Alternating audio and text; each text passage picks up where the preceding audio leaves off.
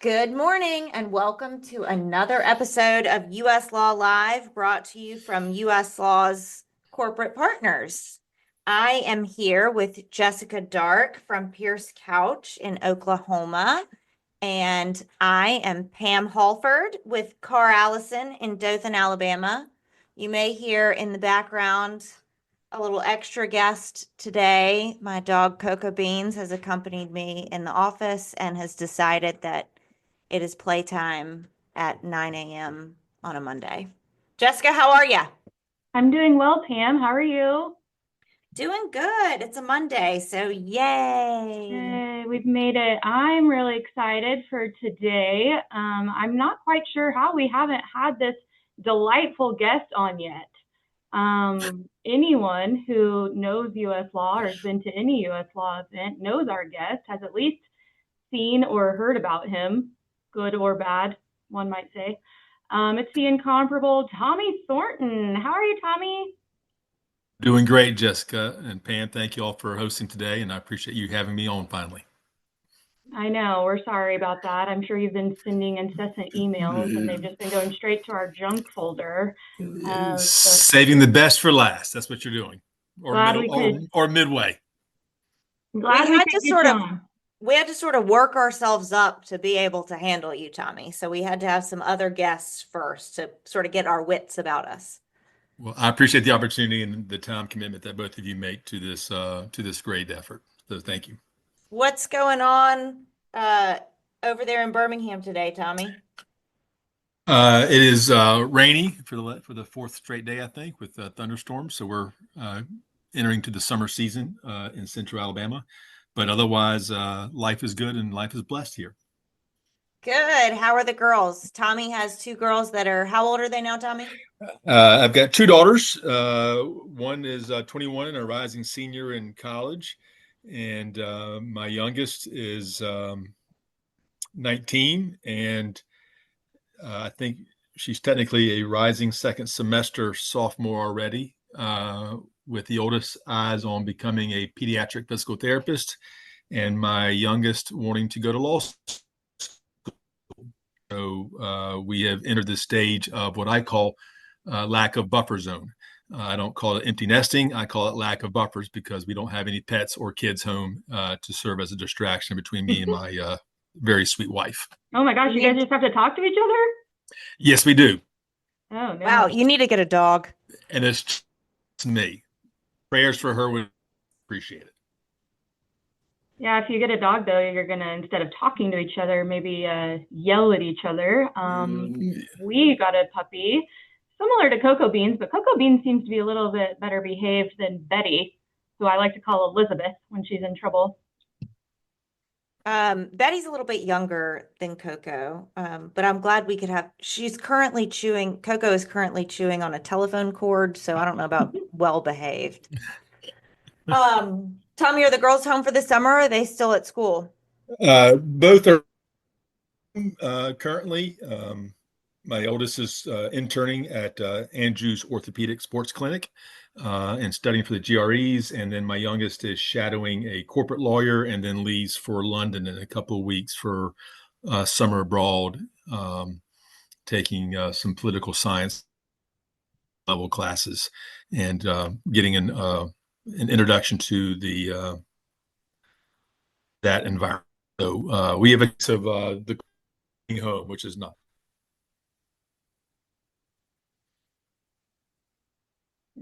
I did study abroad. I went over to London while I was in law school.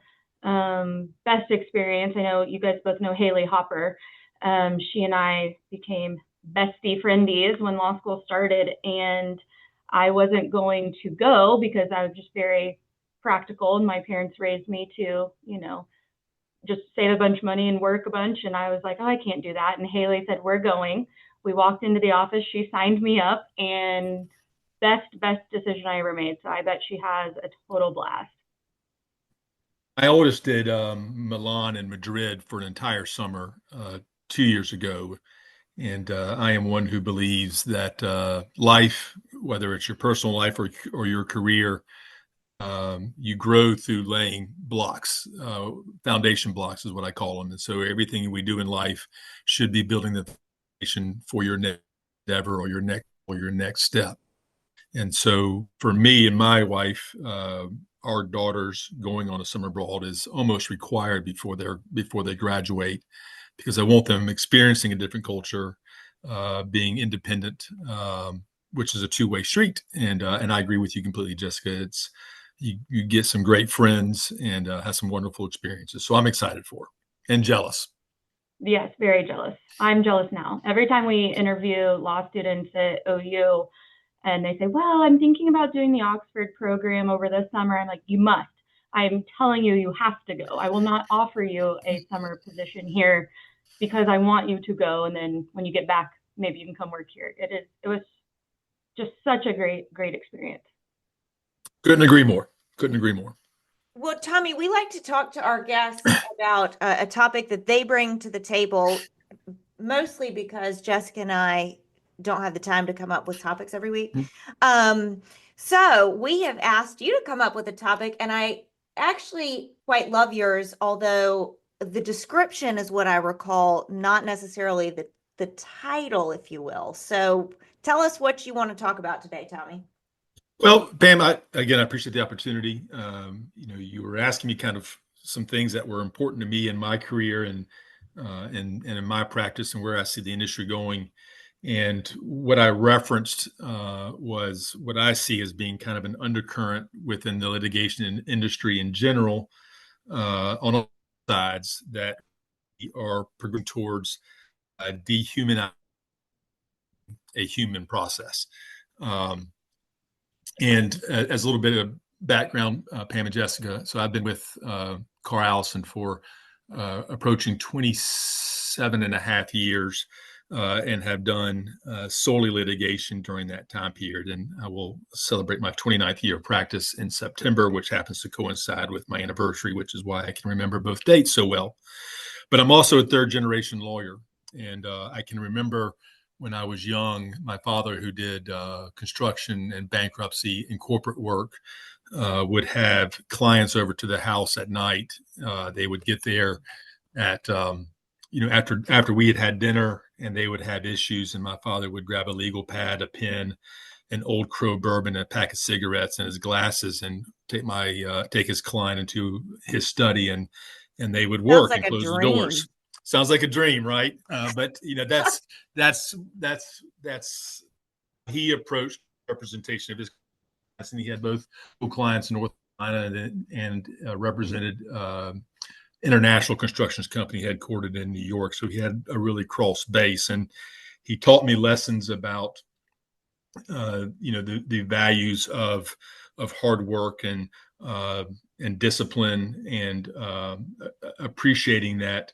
To value a person and success not upon personal wealth or accumulation of things, but to their commitment to their craft, no matter what that craft was, and to get to know the person and respect those people as individuals, which I have attempted in my career to make the foundation of developing my clients, to make sure that I represent more than just the name of a company, that I represent the interests of an individual who's entrusted me with that type of work. And as I see the industry as we're moving forward, it's going to a doctor's office, right? You go to the office, you your copay. Now you do it through a computer process. You do your onboarding as a computer process.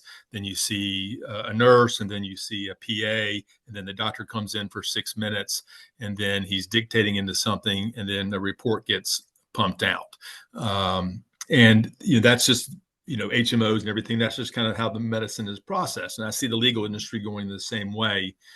In that we don't sometimes take the time to step back and appreciate that we're representing an individual, that we have an individual plaintiff who has been injured or is making a claim, and that we have a plaintiff's lawyer on the other side, and remembering that as advocates for our clients, that those clients are typically being drilled down to individuals, and with social media and with internet and emails and in the way we communicate with our clients now, and the way that lawyers are being judged through metrics is the way third-party administrators are being judged through metrics, and our clients reserves, and so it's all becoming numeric, and we're just relying upon that to find an easier path, but forgetting that that path is ultimately going to be directed by the individuals who are doing the work and who are invested in those individual cases.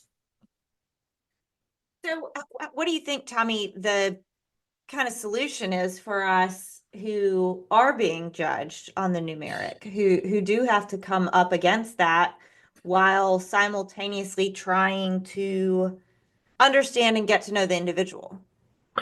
You know, uh, I think it's a dual street, and I think that ability to be able to balance that comes from the relationships that you develop. So, Carl Allison, when I started at the firm, we had 2 offices practicing in just Alabama, and now we've grown to 13 offices across 5 states, and I have what I describe as my team of lawyers that I utilize to handle litigation geographically, and including you as well.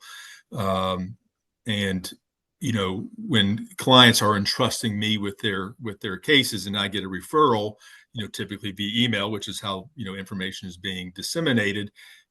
Those files are frequently and often internally assigned by me to someone else within my firm, or to someone else within our firm. And I'm often lawyers that feel their client will allow them to assign those cases internally to other lawyers, that when they receive a lawsuit, bar geographical constraints, that they are expected to handle it. And my response is, do what you do well and empower those who can do better to do better. And if you have a strong personal relationship with your clients, then that relationship is based upon trust. And I ask my clients to trust me to put their files into the best hands possible for them moving forward.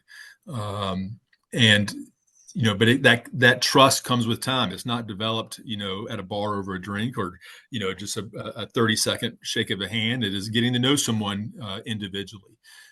It's also the backbone of I think of U.S. law, in that, when I send a file, when I get a call from a client asking for help in Oklahoma, for example, I'm not licensed in Oklahoma. Our firm doesn't handle cases in Oklahoma. I mean, licensed in Oklahoma, but my clients are turning to me because they trust me to help them find a lawyer that is going to handle those cases, or handle that particular case in their best interest, and do great work and quality work, and someone that they can trust. And U.S. law becomes that sounding board, that that vehicle that I can make those referrals as well. But again, at the end of the day, it comes down to trust and working with clients that you can develop that with. Not every client has that ability. Right? Some insurance carriers are too large. There's not an individual that you get to know over time. But where you have that opportunity, take advantage of it, build that trust, and have that be the foundation of your practice and your book of business, so to speak. So you broke up a little bit there, and I want to make sure that our audience captured it, because I think it's a great point, and one that you and I have talked about several times. And that's, when you're getting things in an organization like ours, when you're getting things in and you're just not capable of handling everything that's coming in the door to you specifically, you have to have that relationship with those people who are sending in the work, so that they know that they can not only trust you with just doing the work, but also making sure it gets put in the hands of the people who are best capable of doing the work in that particular case. And I just think that that's a great point, and one that translates beyond just what we do within our organization and what we do within law firms, and I think is important for those industry individuals who are listening to this as well, because I think they probably face the same thing from their C-suite. When their C-suite's coming to them, asking them to handle some business opportunity, that they need to have a good enough relationship with that level within their organization, that the trust is there, that however they need to handle the matter is going to be handled and handled well. So I think that's an excellent point that translates beyond just the law firm atmosphere. So thanks for that. Yeah. No, and I also think, Pam, and it kind of reminded me is, we strive for perfection, but look for ways to improve. And we, we're in a service industry, similar to most of our clients at Carl Allison in some sort, form or fashion, whether it's transportation, retail, hospitality, construction, or otherwise. And we're not perfect. You want to partner with someone who Speak for strives. yourself, Tommy. That's for perfection. So, and again, I think at the end of the day, it comes down to that relationship. And I've had to call clients and apologize, and that we didn't handle things to what I considered to be my level of expectations. And we addressed and we fixed it. And my clients appreciated that candor. I famously got a referral from an individual who I was friends with for a number of years throughout industry events and otherwise. And he sent a file to me, and I immediately, thanked him, but said, I need to reassign this internally to someone else. And he said to me, Tommy, the last time that I sent a file referral to a friend such as you, and then they send it to someone else internally, that other lawyer didn't handle the file well. And that lawyer, disappointed him, so to speak. And I told my friend, I said, the other lawyer didn't disappoint you. The lawyer that you trusted to put that file into the hands of that other person, your disappointment. And that's the benefit of our industry now, and our partnership that we have with our clients. Mm-hmm. Well, and I mean, it's a great parlay into sort of the benefits of US law. I think that we, as a network of attorneys, through the vetting process, through getting to know one another, have sort of an innate sense of trust with the other firms that are within US law. And it makes it a super easy transition, if you will, easy to transfer files or clients between firms. Yes. And it's, the greatest gift that you can give your clients is to tell them that you'll put your own pecuniary interest aside for their best interest and put them in the best hands. And I've had U.S. law firms where I've attempted to send matters to, who have said that, they have the ability and the time and the resources to a matter, they geographically, given the makeup of their state, that they would recommend that the matter be sent to another firm within that state that wasn't within U.S. law, because it was in that client's best interest. But they wanted to make sure that I was comfortable with that referral. And I think that's just a great example of, how the network empowers us to be a trusted partner with our clients that elect to spend their time and make an investment into the organization, and as lawyers and as individuals. Yeah, and I think that lately, with all of the other, non-in-person programming that U.S. Law is offering, like the U.S. Law Remote, where you can log in and listen to, various topics by lawyers all across the country, and this podcast, award-winning podcast, where we are able to get to know each other, not just the lawyers, but also some clients, and really get to know each other on a deeper level besides just what you can do in a couple hours CLE. I feel like U.S. Law's programming right now is really helping with that, developing trust and the connections. Oh, without question. And I'm not suggesting that, the societal reliance upon social media, internet, and emails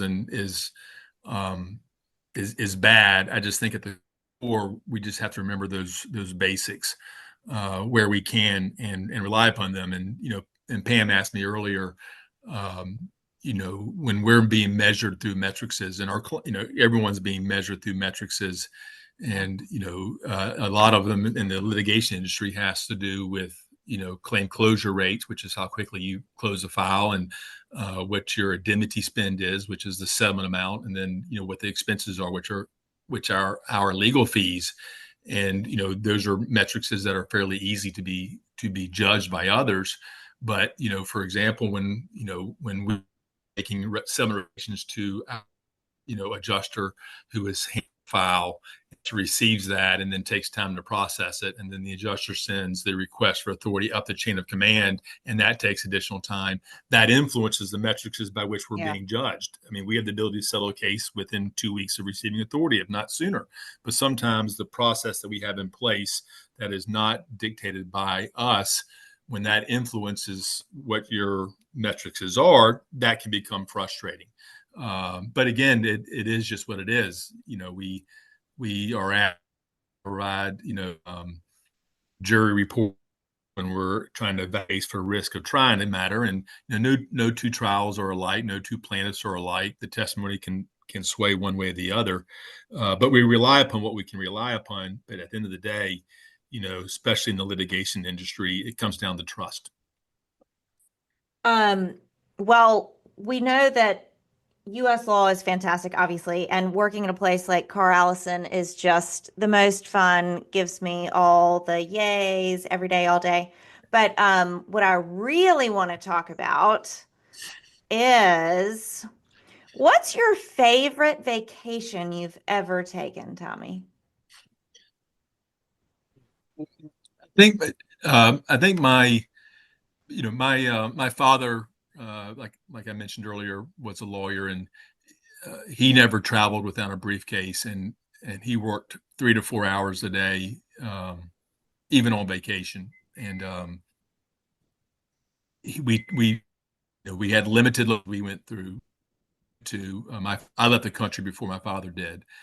But I think every vacation where I can provide my family and my kids in particular with an experience that is unique is my last favorite vacation. I rarely go to the Tommy, same that's place. such a cop-out answer. We need No. a locale specific. Yeah, Come name a on. place. Italy is my favorite country. Okay. I will easily say that, but I don't own a vacation home because I don't want to ever go to the same location twice. Even when I go to Amelia Island, which is locally is our favorite place to go for the beaches, I don't stay in the same part of Amelia Island twice. But Italy as a country and as a culture, I think is in the food and the wine, I think is great. I think Europe is great. I think Europeans, have a different approach to life than we do. They put life first and then work. You live. You don't work to live. You live to then work. And that's why I love going there. I think it's very interesting to hear that coming from you, Tommy Thornton. The gentleman who works all the time is always working. It doesn't matter what I imagine in Italy, you find someone and you're like, oh my God, hey, we've worked together before. And then you start talking claims and cases. Always growing that network. I call it 3 degrees from Kevin Bacon. I am taking my daughter to London and one of her friends to check them in. And one of my clients from Dallas is actually going to be in London, and we're going to have dinner while I'm there.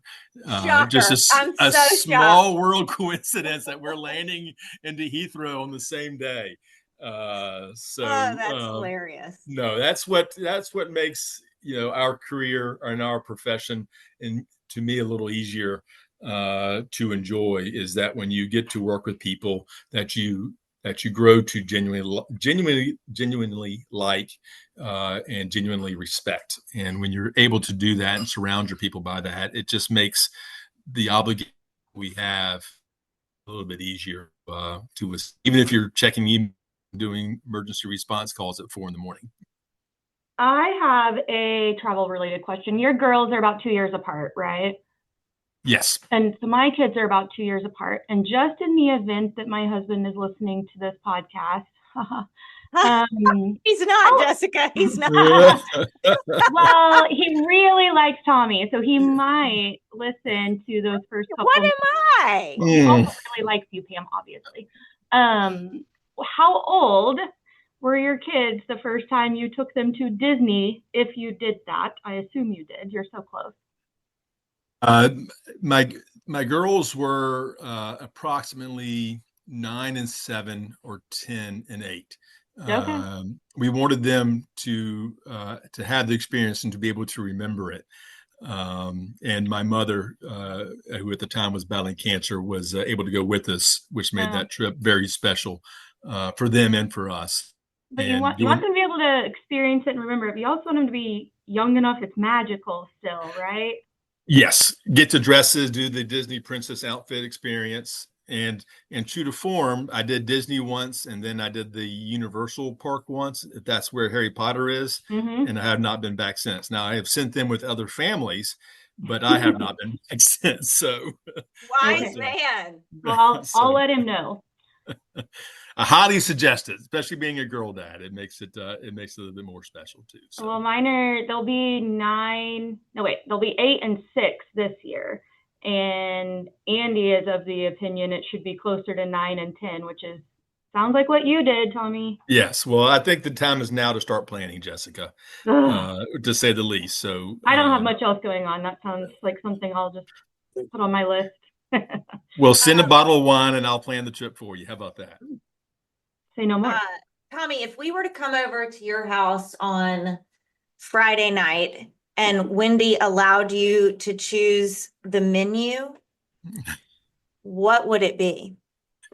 It'd be easy because it's the same menu I've requested for Father's Day next weekend. It's fillets with shallot sauce, homemade sweet potato onion rings, a mock Caesar salad dressing from that Wendy got from my mother.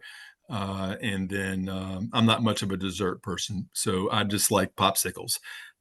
So that would be the magical meal that I would ask her to cook, and it's her mainstay. She only makes it for once because she doesn't believe in anything for someone else. But that would be the meal with a nice cab. Now listen, the part that's most shocking to me is popsicles. I eat Are we two like a night. A fruity popsicle, a fudgesicle? Where are we headed? It is what I would describe as an icicle. So it's a flavored frozen icicle. Flavored water. That's it. I eat 2 to 3 a day. I have a drawer in the freezer that 2 to 3 a day? Yes.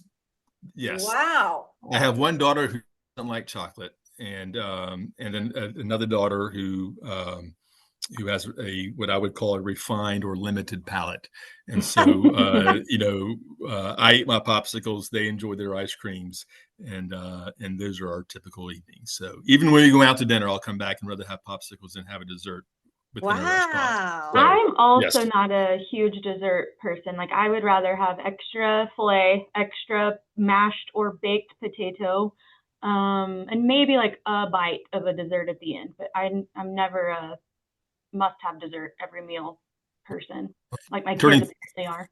Turning 56 in October and having fought high blood pressure for a lifetime, my calories are consumed more through a glass of wine than they are from dessert on a plate. So that's just my preference in life. Not You're always in the good best company decision. here, Tommy. You're in good just company. In case Big Wine is listening, we like cabs, we like Pinots, we like all the wine.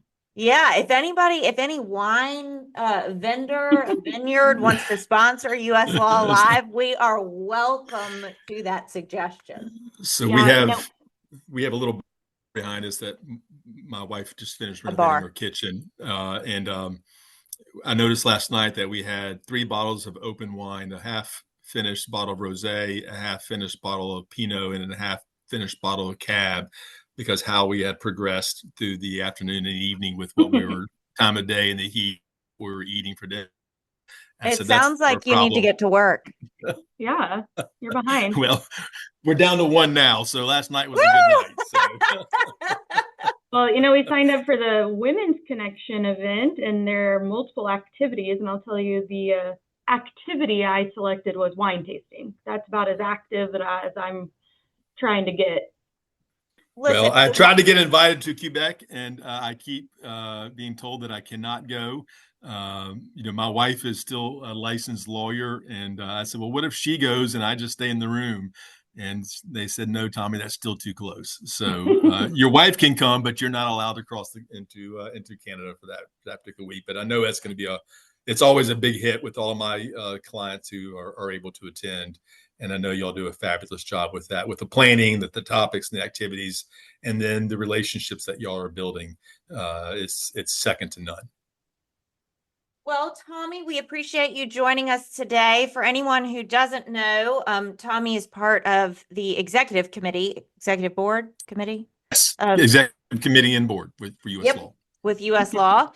So we appreciate him taking the time out to do this, and we really enjoy getting to talk to him. Thanks, Tommy. Thanks, Tommy. And Jessica, thank y'all for your time. Good luck with everything. Have a wonderful rest of the day and week. Thank you for listening to U.S. Law Live. Stay tuned for more great conversations on U.S. Law Live. To learn more about the U.S. Law Network, visit uslaw.org.